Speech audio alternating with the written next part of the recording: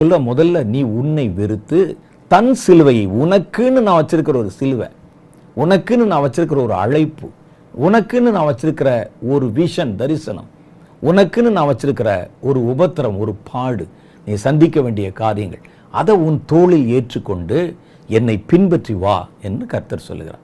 ஒருவன் என்னை பின்பற்றி வர விரும்பினால் அவன் தன்னைத்தானே வெறுத்து தன் சிலுவை எடுத்துக்கொண்டு என்னை பின்பற்றி வர கடவன்.